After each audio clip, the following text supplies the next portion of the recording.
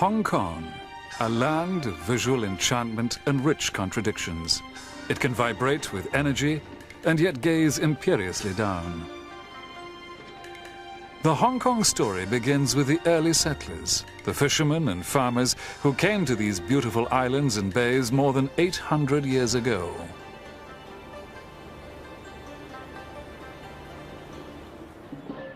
A bamboo mat shed stands like a cathedral in the farmlands of the Tang clan.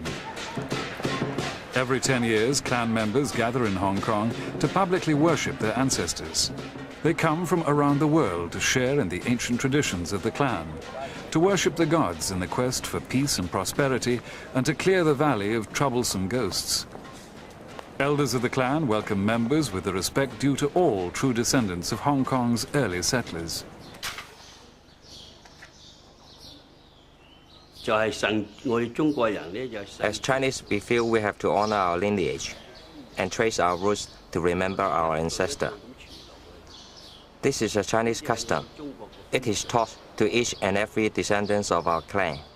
Mr. Tang Zi-Lim visits the shrine in the 700-year-old ancestral hall of Ping Shan. He is the 25th generation of the Tang clan resident in Hong Kong. Our fourth-generation ancestor was a magistrate in Chaoyang. He sailed past Hong Kong and saw that the dragon range was good. To us Chinese, feng shui is very important. As they say, catch the dragon and you'll catch the best feng shui. Because of that, he brought the ashes of our ancestors to Hong Kong. The Tangs are one of the 5 great clans of Hong Kong's new territories. For centuries they've farmed these valleys, famed for the quality of the rice harvest. They live together within the protective walls of their clan villages, safe from marauding pirate or bandit, and beneath the favourable aspect of the Dragon Range.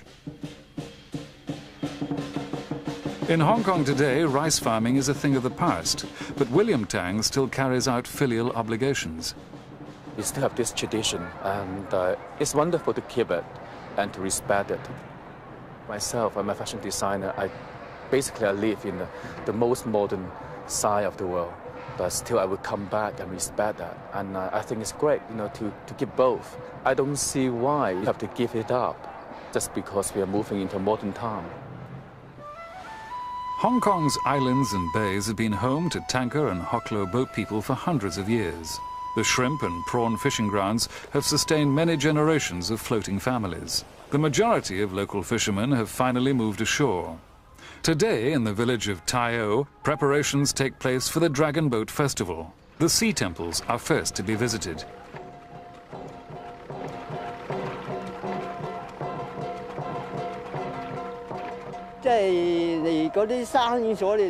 According to research, 6 generations ago, our family was already in Hong Kong. The early generation have their graves here. I don't know where my original place was. Our ancestor lives in floating boats. That was their home. They live in one big boat, the whole family together. The rituals of the dragon ensure that the sea gods watch over the fishermen and bless their craft.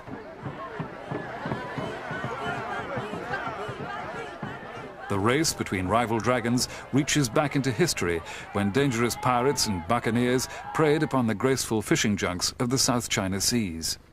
The vast empire of China and its silken treasures has lured and enchanted Western travelers for centuries. It was in the southern province of Canton that Europeans were first allowed to settle. At the entrance to the Canton River stood the Isthmus of Macau, and on the eastern edge the island of Hong Kong. In 1557, Portuguese traders were granted leave to build a town at Macau. Within the confines of this tiny, restricted area, Western merchants established a comfortable and often lavish lifestyle. Ships would arrive from Europe and then journey up to Canton in time for the winter trading season. Strict regulations forbade foreign wives and families to visit Canton, so Macau remained the focus of Western social life. By the early 19th century, merchant princes from America and Europe had established enormously successful businesses. As the searing summer heat began to fade, life for the merchants transferred to Canton. Suddenly, the Whampoa anchorage was full of ships, the owners anxious to be the first to trade their wares. Cargoes were unloaded and the merchants took smaller craft up to the foreign factories, where they would remain for the next 6 months. Life in Canton was lived in a gilded cage. Each trading nation rented its own factory, warehousing in a massive strong room on the ground floor with palatial living quarters above. Foreign merchants were restricted by the Chinese authorities to the area immediately adjacent to the factories. The British merchants were known for their shrewd business sense, and their undisputed leader, described by the Chinese as the iron-headed rat, was William Jardine. I don't think he was a particularly stubborn or difficult man, but he was waiting at the gates of Canton, and some Chinese soldiers dropped a brick bat on his head, and it just bounced off, and he pretended not to notice. It didn't shake him at all. So they christened him that, in the same way that they christened Lord Napier laboriously vile. And they were slightly anti the British, I think, from the way they made up these names then. Western craving for tea assured the merchants an almost insatiable market. As the tea trade prospered, so did the trade in fine Chinese silks and porcelain. What Chinese craving could the foreign merchants satisfy that would ensure a profitable trade balance? The answer was opium. Indian-produced opium was shipped in vast quantities to the China coast. The illegal trade kept British and American merchants afloat for several generations. One of the prominent American traders was Captain Robert Bennett Forbes. After the 1820s, the opium trade began for Americans. They got the idea, of course, from the Brits, and it was about 15% if the trade was held by the Americans, and I suppose 85% by the British. The British were unrepentant about illegally supplying opium to the Chinese. Elaborate rituals were associated with opium smoking, and the habit was enjoyed by so many. The trade potential was enormous. Linton Island saw the unloading of the illicit cargoes. From the foreign ships, they were transferred to Chinese launches, scrambling dragons, and smuggled up the coast under the control of the Chinese merchants.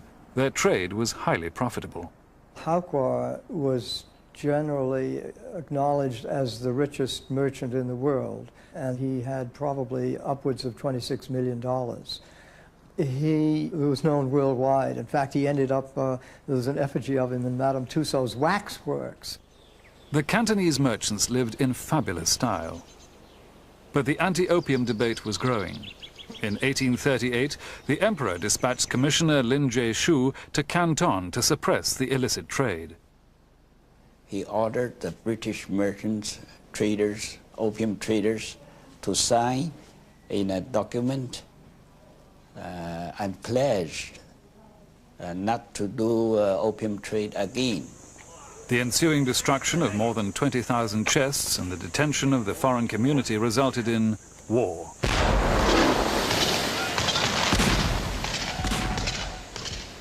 Neither Captain Elliot, in charge of the British forces, nor Commissioner Lin approved of the opium trade, and neither wished to fight over it, but their respective governments drove them into unavoidable conflict. I think the British is to blame. This is my clear-cut position. It was a war of aggression imposed by the British upon China. The British government were uncompromising in their determination to force trade on the Chinese. From a philosophical point of view, good can come from bad. The British attack was bad. It brought disaster.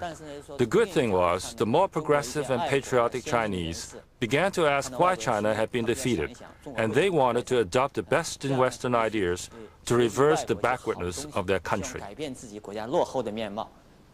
Commissioner Lin was regarded by the Chinese historians as the first man in Chinese contemporary history who opened his eyes to the outside world. The beautiful harbour of Hong Kong provided a refuge for the British merchants while hostilities were played out. The French artist Auguste Bourget had visited Hong Kong and its picturesque villages the previous summer. "Everyone invited me to come in, offering me tea. I was soon seated on the grass beside the family with a supply of fish in one little saucer and rice in another. After breakfast, I began to sketch, and my new friends surrounded me, everybody offering me their long pipes.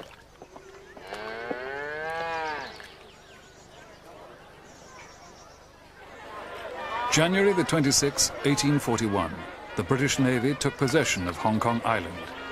Without further ado, merchants disembarked and warehouses were erected.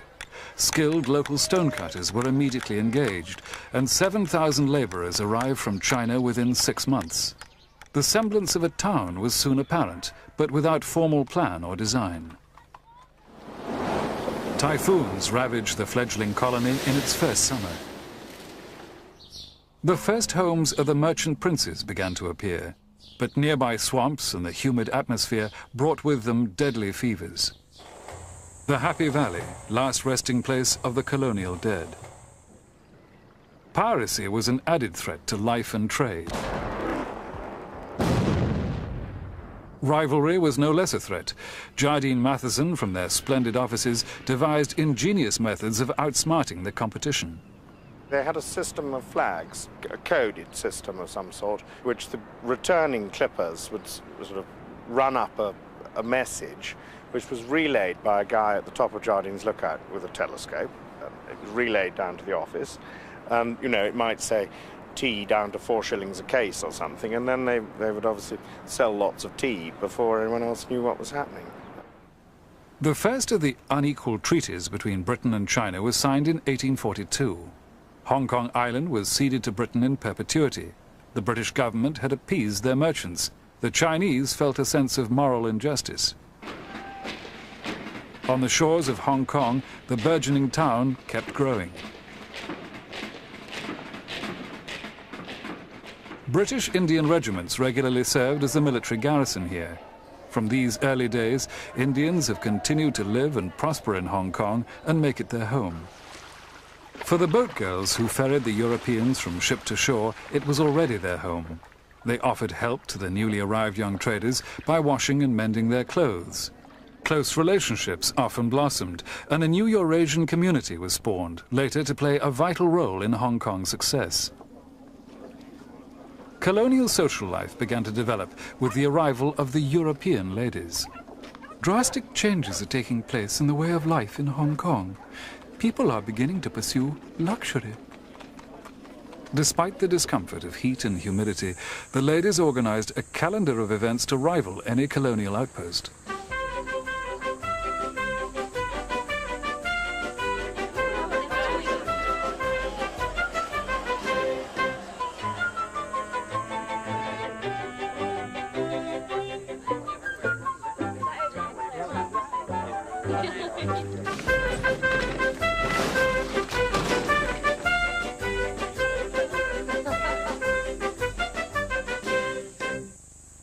Hong Kong's police force is one of the oldest in the world, initially comprised of Indians and Europeans.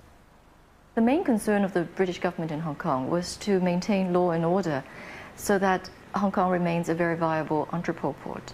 It remains a healthy and viable place for trading with China.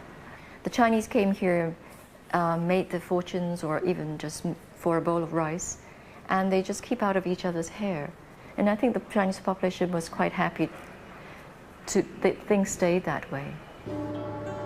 On arrival in Hong Kong's harbour, travellers were invariably impressed with what greeted them. The city of Victoria looked magnificent, suggesting Gibraltar, but far, far finer. It is a beautiful city. The buildings are almost all a substantial stone or brick, and considerable taste has been displayed in the architecture. The tranquil botanical gardens were a rare example of public facilities. The private residences of the prosperous European community continued to grow in splendor. The lower slopes of the peak were soon crowded with grand mansions. A new tramway to the top of the peak replaced the tortuous journey by sedan chair. It enabled families to escape the humidity and heat, as well as the rapidly advancing Chinese community. A public ordinance was announced reserving the peak for Europeans. The colonials maintained strict standards of Victorian dress and behavior, in the knowledge that one day they would return to their homes in Europe or America and there invest their newfound fortunes. For certain minority groups, there would be a different outcome. Marble Hall was the home of a wealthy Armenian, Sir Paul Chater. He amassed an enormous fortune and left it to Hong Kong. The Kadoorie family, Jews from Baghdad, made their wealth and home here and today remain great benefactors. Parsis were some of the first traders to buy land in Hong Kong. Sir Thomas G. Modi was responsible for building the University of Hong Kong at his own expense. Religious and ethnic minorities who left their homelands and came to Hong Kong have left an astonishing legacy of development and philanthropy. But what of the Chinese who came to Hong Kong with the same ambition and will to succeed? For the majority, it was a life in a shantytown and work as a coolie. Immigration continued to rise. In the Chinese quarters, overcrowding and lack of sanitation were constant concerns. But when plague broke out, it was serious. The lives of Europeans were endangered, and the port of Hong Kong might be closed. The British administration intervened. It was quite devastating because the plague flared up so suddenly. There were not enough medical officers. And so soldiers and policemen and so forth were recruited. And of course, they hadn't a clue what they were supposed to do. I mean, they were just not trained for this kind of job. So on the one hand, the soldiers themselves felt very hard done by to have to expose themselves to this kind of epidemic. And on the other hand, the Chinese felt that they were being unfairly treated at the hands of people who really were not qualified to do the work they were doing. No matter what, the Chinese population of Hong Kong kept rising, and gradually successful Chinese businessmen established homes here for the first time. However, age-old addictions to opium and gambling were a constant threat to success and security.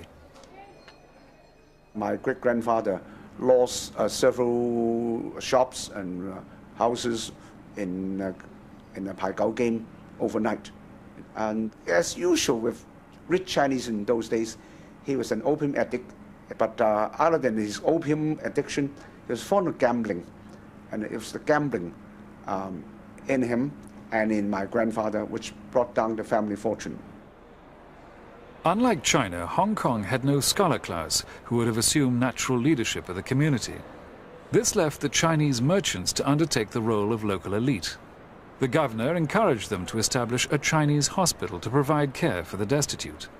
The Tunghua Committee was the result. It was the first group to be recognized by the British administration as representatives of the Chinese community.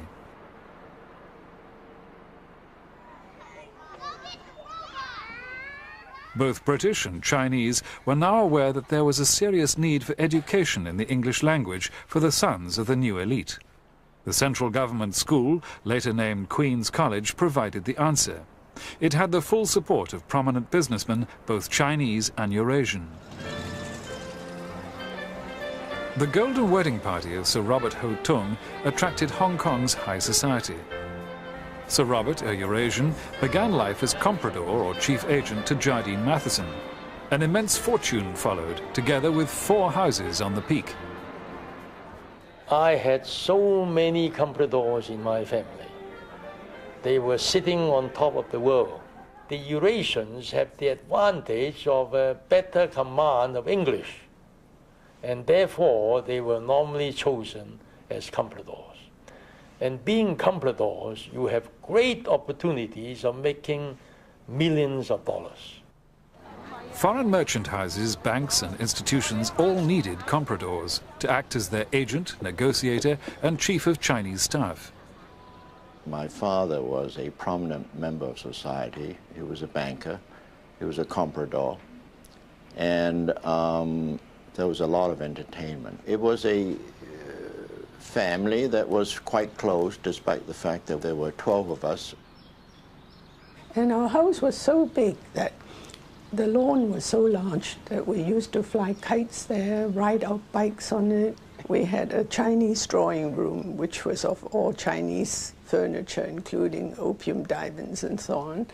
and a Western European style drawing room. But I do remember that we were always included in all the dinners and all the teas, and they were always done on a very big scale. As the end of the 19th century approached, Hong Kong residents were urging the extension of its colonial boundaries. Russia, France and Germany had all made claims in China, and rivalry was intense. To secure Britain's interest, she leased 390 square miles of Hong Kong's hinterland in 1898. The lease was for 99 years. The land acquired was clan land belonging to the Tangs and other smaller family groups.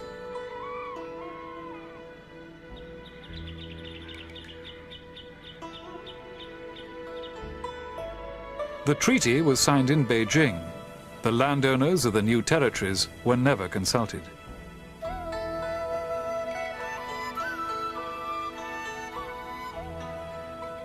I'm not surprised that the clans reacted very, very passionately, right? And I think we have to remember that in the new territories, many of these big clans were very well organized. They had a lot of wealth. They had a lot of education. And I think they were not going to take it lying down. The clans gathered a force together and put up vigorous resistance. But the British military were better trained and better equipped. The raising of the flag was inevitable. At the official ceremony, Governor Blake read the terms of the treaty to the elders of the clans, which stated that land would not be expropriated except for public use, when it would be bought at a fair price.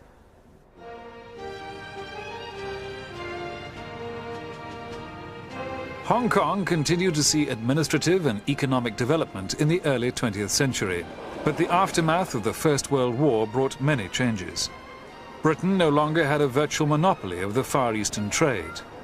While Europe was suffering from unemployment and high taxation, Hong Kong's establishment enjoyed an Indian summer.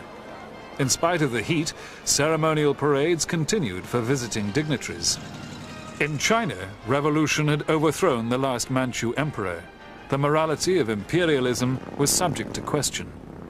Colonial atmosphere was very heavy in Hong Kong. They were, the separated English was way up, and everybody was looked down on Chinese people. And the Chinese, at that time, the Chinese people actually do not find Hong Kong, they do not seem to belong to Hong Kong. They came to Hong Kong to do business, and then they went back to China. Everybody had a home in China. The time was ripe for modern facilities attuned to Chinese business culture.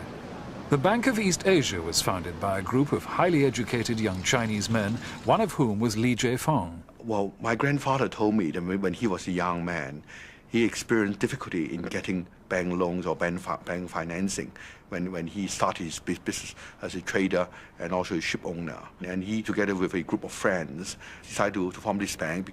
The mission is not only to make money, but the mission is to throw off basically foreign dominance in the financial and economic field in Hong Kong. The 20s saw the first signs of political and industrial tension.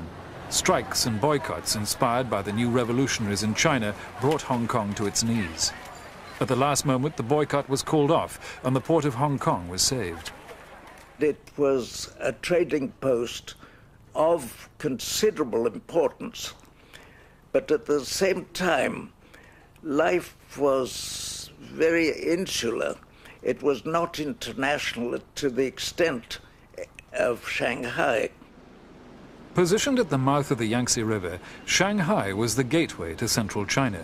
Like Hong Kong, it had developed under foreign domination, but it had grown into a modern international city with an intriguing blend of East and West. It was a favorite destination for Hong Kong society. Restaurants and cafes are crowded, and dancing to modern band music is the favorite pastime of Shanghai's cafe society. Shanghai was the big city. It was the capital, as it were. Hong Kong was very much of a provincial town, small provincial town. I've often compared the two to Shanghai being London and Hong Kong being more like Hastings or Eastbourne at most.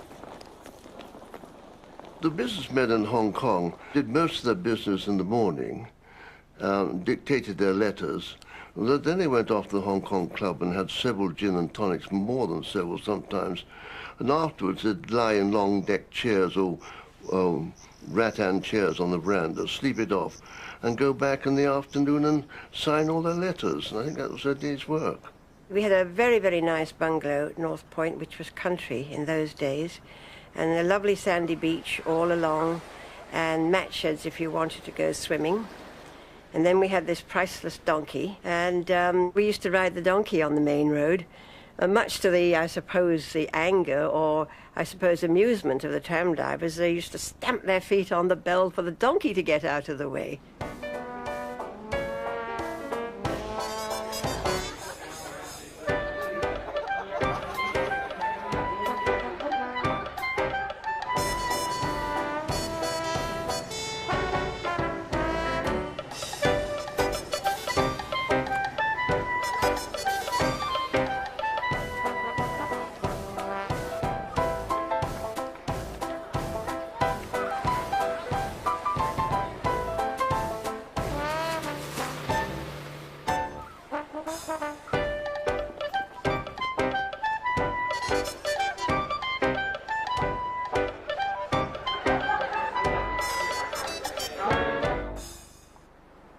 Hong Kong's entertainment was mostly homegrown, but the racetrack in Happy Valley continued to provide the most popular distraction in the whole of Hong Kong's history.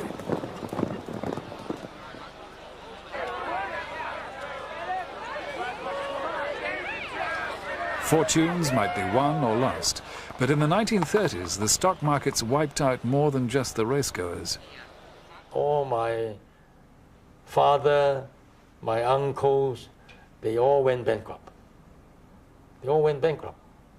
And so in my case, it's from riches to rags. And that's why in those days I promised my mother, by hook or crook, I'm going to make good. I promise you I will become a millionaire again. And I became a millionaire in 1 year. With $10 in my pocket. Despite world recession, Hong Kong's old colonial charm attracted a new sophisticated tourist industry in the late 1930s. The Peak Cable Tram traveled to the top station, 1,300 feet above the sea, in 7 minutes. And inhabitants of the colony call this gliding climb a shortcut to fairyland.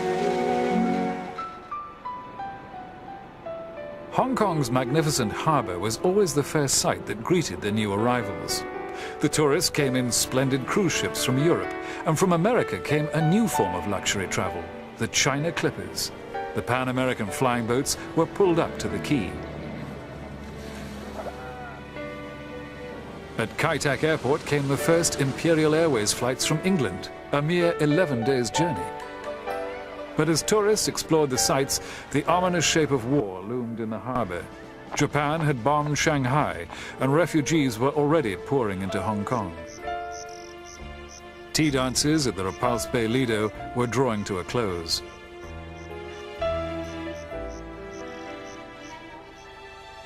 The compulsory evacuation of European women and children to the Philippines and Australia took place in July 1940. Only nurses and women in essential services were allowed to stay. Volunteers from all walks of life offered to do what they could. The Japanese had been at the border for months, but it was not until November 1941 that Hong Kong believed that war was imminent. No amount of training could prepare the garrison for the Japanese attack when it finally came.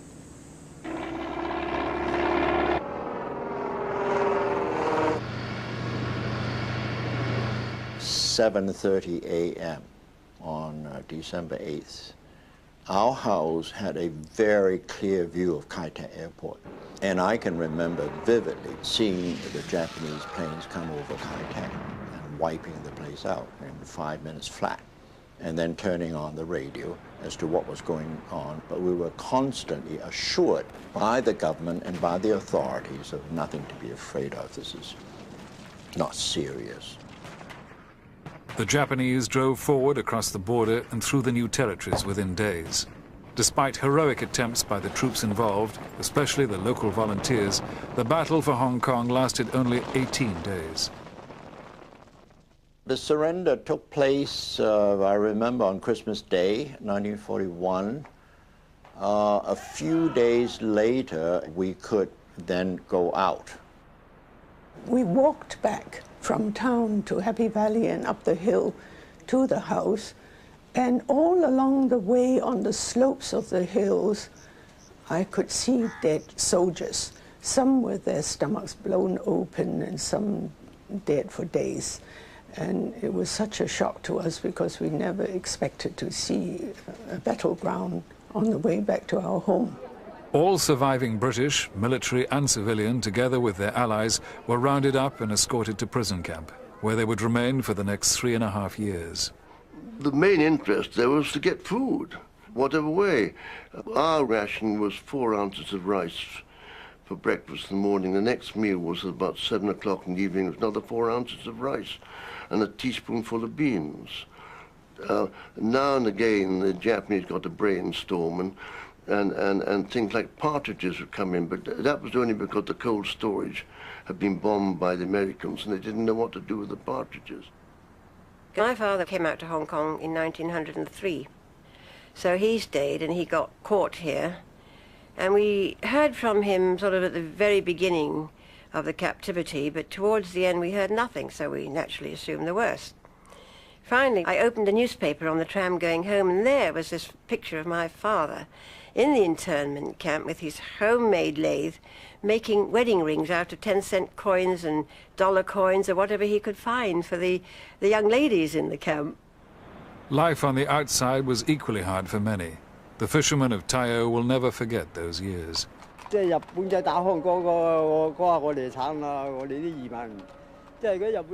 the Japanese invasion, we were very miserable, we fishermen. When we were out fishing, they burned our boat, killed our people, murdered them. It was the most miserable we have ever been. We were down and out, except for a few sacks of rice in the house. We had nothing. But so in desperation, my mother went through family heirloom and found 4 opium pipes. And in those days, Japanese threw open the opium dens and the casinos, and my father took these opium pipes, who were beautiful sort of object art, and sold them in the opium den, and that raised about $1,000. In 1945, when news broke that Japan had surrendered, a British flag was proudly hoisted. The British Navy arrived 2 weeks later. It had been a fortnight of speculation. President Roosevelt had wanted Hong Kong to be returned to China. Churchill, though out of power, wanted to preserve the colonies. As Japanese soldiers were relieved of their arms, Admiral Harcourt prepared to accept the surrender on behalf of Britain and China.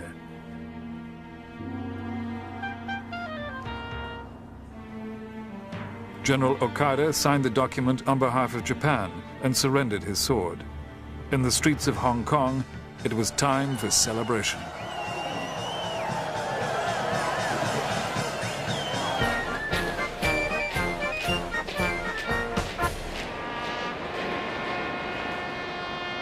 So many had died for Hong Kong. British, Canadian and Indian troops, local volunteers and heroic resistance fighters, as well as many civilians and prisoners of war. War is a great leveler. For Hong Kong, it helped to break down barriers between ethnic communities and introduced a new era of equality and unity.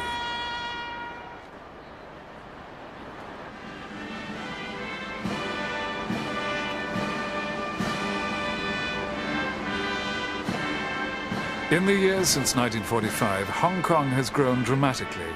So much is owed to that rare combination of fine administration and extraordinary human endeavor.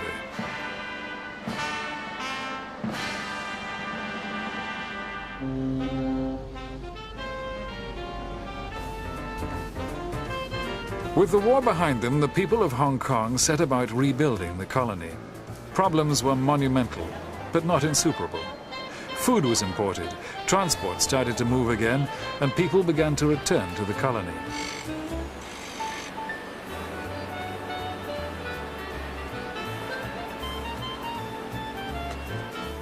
Hong Kong's small industries were about to be overshadowed with the arrival of highly professional businessmen from Shanghai who feared a communist takeover in the mainland.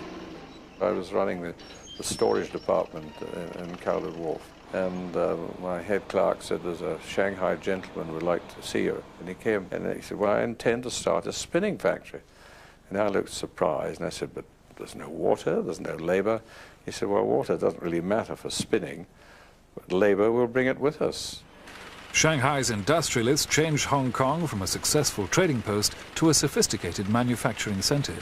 We spent almost 10 years to establish the name of Hong Kong. So after 10 years of efforts, success, so everybody accept our quality with world standard. That's, I think, I'm very happy to achieve this. The arrival of the Shanghainese was just the beginning of immigration from China on a grand scale. As Chinese cities fell to the communists, Hong Kong was ill-prepared for the consequences. Beijing, October 1949. Mao Zedong proclaims the People's Republic of China. An historical event of international importance. For Hong Kong, it meant further pressure on its limited resources. We were evacuating plane load after plane load. I mean, I think we were operating for maybe 3 weeks or more every day, at least one flight. And the flights went on until finally, the last flight, I went to Chongqing, and there were probably 100 people wanting to get on the plane, and 32 bucket seats. And I said, well, I'm not taking off unless, I mean, it's going to be one person per seat, and that's it. So I waited near the perimeter of the airport, and finally, people started to leave. So immediately got in and cranked up the engines and started to take off. And at this time, we could hear gunshot fires coming across the river. Pressure mounted at Hong Kong's border. Families continued to pour in. Police and immigration officials were almost overwhelmed. To those that crossed into Hong Kong, a new life was dawning in a land that offered opportunity. The prospect of finding adequate accommodation, however, was remote. Families rented bed space where they could. A bunk per family was a luxury. For those without any connections, squatting on the hillside was the only answer. Homes were constructed from abandoned materials. Conditions were less than basic. We stayed with our relatives at the beginning, sleeping in the hallway. The boys were sleeping out on the street. I had no work, so we had to take whatever we could get. We couldn't say no, even if it was a toilet hut. The flimsy huts served not only as homes, but also as workshops. On Christmas Day 1953, a disastrous fire raged at Shek Kip Mei squatter camp. By morning, 50,000 people had lost their homes. Later that same day, the Hong Kong government committed itself to a serious resettlement program. Hillsides were flattened and land was reclaimed from the sea. Within 3 years, basic accommodation for 200,000 people had been built. The housing program grew annually, from resettlement blocks to low-cost housing estates. Today, the Housing Authority provides homes for over 3 million people, more than half of Hong Kong's population. Hong Kong's problem has always been the pressure of people, too many crammed into too small a space. In 1956, trouble erupted. The Communists and the Nationalists were inclined to put up flags all over the place. And in one of these resettlement areas, I think either Nationalist or Communist flag was stuck on the walls. And the resettlement supervisor ordered them to be pulled down, and that was the start of a riot. Rioting continued for 4 days, and only when police resorted to gunfire was it brought under control. The 1956 riots were a prelude to the most disastrous decade Hong Kong had yet seen. I think people forget really actually what happened in the 60s, but it was just one damn thing after another. There was a massive immigration from China, which is really like one of these great epic films with people tramping down over the hills in their thousands and pressing against our border fence and waiting till nightfall, and then they would all pull on the fence and pull it over and run into Hong Kong. Typhoon Wanda swept in from the South China Sea and devastated Hong Kong. Many died. Great cargo ships ran aground and fishing boats were smashed to pieces. Despite the typhoon, a terrible drought plagued Hong Kong. Water was turned on once every 4 days and only for 4 hours at a time. Rumors spread of bank collapses, and worried depositors caused frantic runs on some of the local banks. Fearing for the safety of their money, they struggled desperately to withdraw their funds. A 5-cent fare increase on the Star Ferry was the start of another unexpected outcry.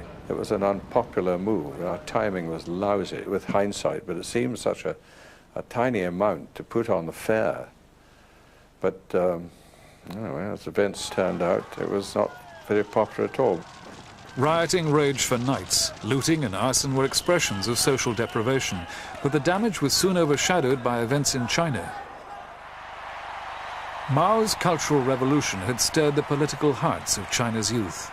Would this same passion reach Hong Kong and disrupt society, which had only recently recovered from such damaging riots? Outside Government House, 3,000 demonstrators chanted and waved their little red books.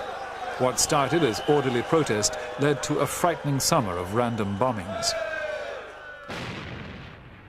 Somebody put a bomb outside of my house. In those times, I was really scared because the house was so big and empty, just the two of us. My husband goes very early to hospital and comes back quite late.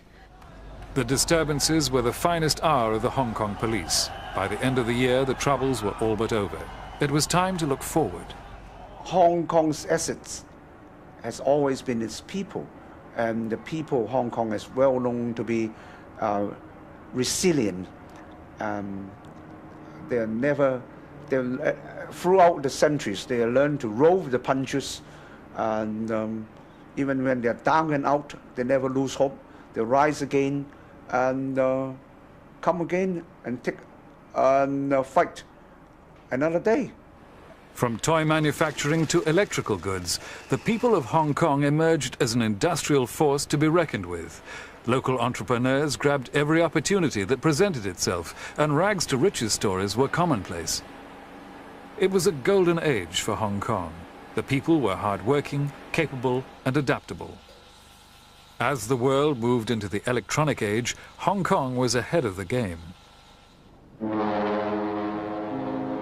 Manufacturing growth had brought new life to Hong Kong shipping. The harbour was never busier. Then came the container revolution. Today, Hong Kong's container port is the largest in the world. With the huge expansion in the economy came the need for more land. The rural valleys of the new territories provided the source. Farming land was surrendered in return for a proportion of building land. As land prices rocketed, original settlers made profits. But their traditional way of life would never be the same. In the old rice paddies, containers now stand. Storage space is desperately needed. The ancient farmlands are providing the answer.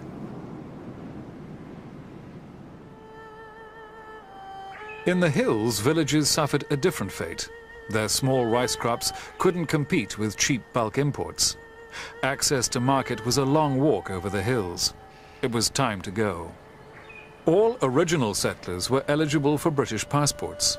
Many took the opportunity and launched the Chinese takeaways of England and around the world.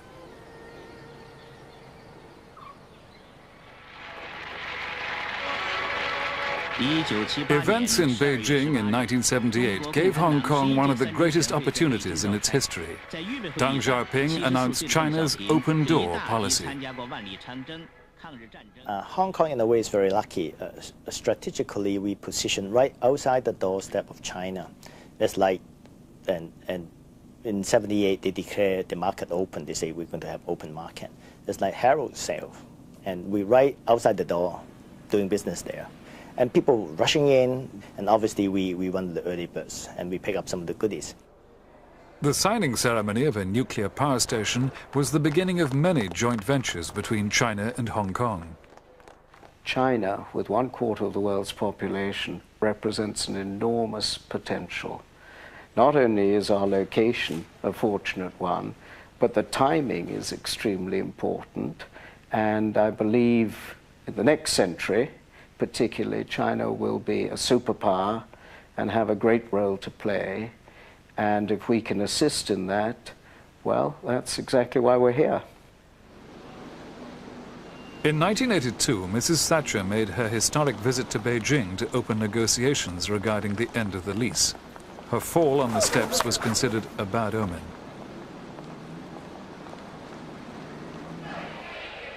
The stock market dropped dramatically. Hong Kong's confidence in the future was further shaken. Oh, at that time we never thought that this would, the British would give up the colony back to China. Never thought of it. It never occurred to us. The joint declaration was signed, whereby Hong Kong would be returned to China when the lease ran out, and in return China would maintain Hong Kong's social and economic systems for a further 50 years. Hope was restored. Hong Kong went into overdrive. The 80s for Hong Kong, that was the big boom. Hong Kong women have become independently wealthy, and they dispense with their money very freely.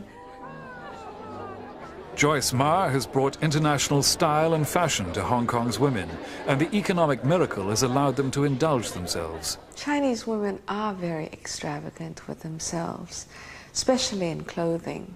They are very, very elegant and fashionable, and they love to beautify themselves. And I do remember how the tailors would make Chinese cheongsams or their Western jackets and coats to coordinate with each outfit, and what with the different color piping on their clothes to make everything perfect.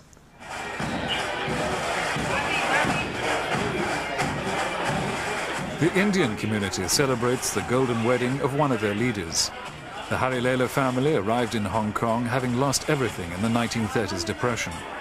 Together, they've rebuilt their fortunes and increased them spectacularly. Guests from across Hong Kong's communities gather to celebrate. I like diversify. I always believed in diversifying. From men's tailoring, I went to ladies' tailoring.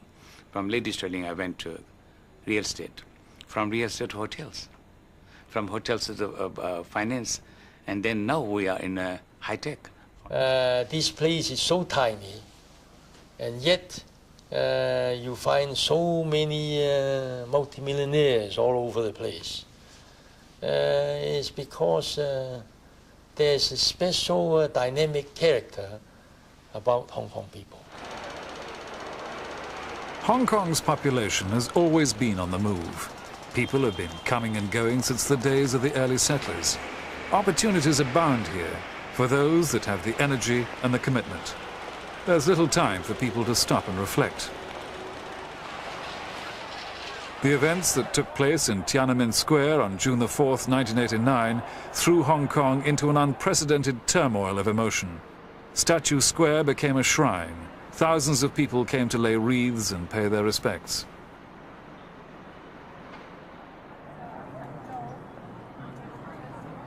A candlelight vigil was held in Victoria Park. Young and old came to share their grief. An overwhelming sense of sadness was shared by all.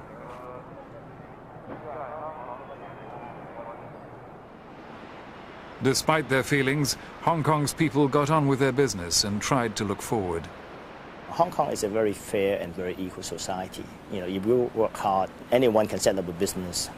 There's no restriction on business, and anybody can try to do his own thing. And the government will give very little intervention. You know, we maintain the minimum law and order, minimum social benefit, minimum medical support. I think the cost on the society is low.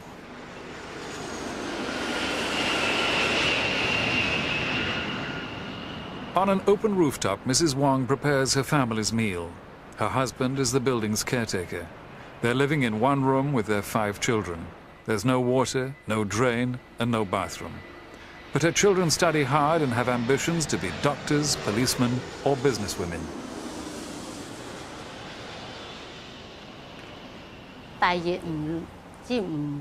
If they sack my husband, we won't be able to stay here in this building. We will have nowhere to go. That is my biggest worry. Now it is very hard life, but by the time my children are grown up, I believe it will be better. The belief that life will improve has sustained new arrivals for more than 150 years. The Dragon Range has been favorable to the people. The feng shui has been good. The peak has almost disappeared behind the encroaching high-rise. Through good times and bad, Hong Kong's harbour has remained a favorable anchorage. We all feel that the management, the administration was good, was very good. The British, that was one thing that the British did very well in Hong Kong. They gave us a good, steady government so that we can work and, and live here peacefully. And we appreciate that very much.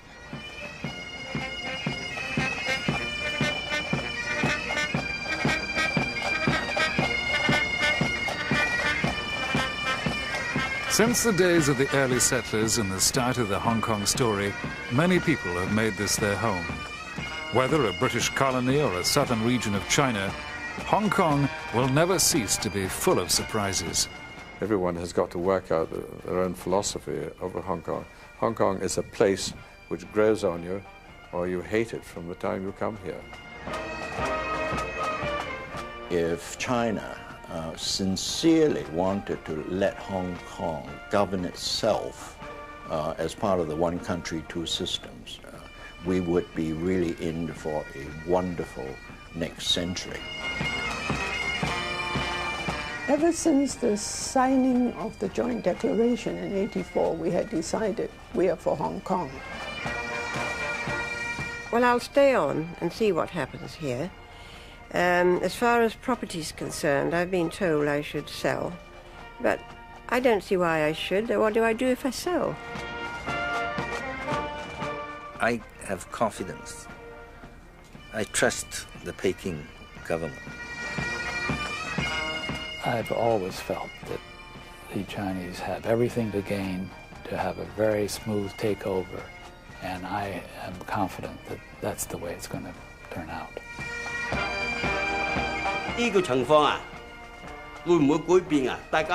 Whether the situation will change or not is unclear. Nobody can tell. It could be better or it could be worse, right? Hard to say. Our families go back 4 generations in Hong Kong. And this is our home. This is where our roots are. The grass is not greener in Canada, nor in Australia, nor San Francisco. We have siblings in America, but definitely we are not leaving. If worst comes to worst, the situation becomes very bad, I would just stay home and not doing anything. But at least I'm home.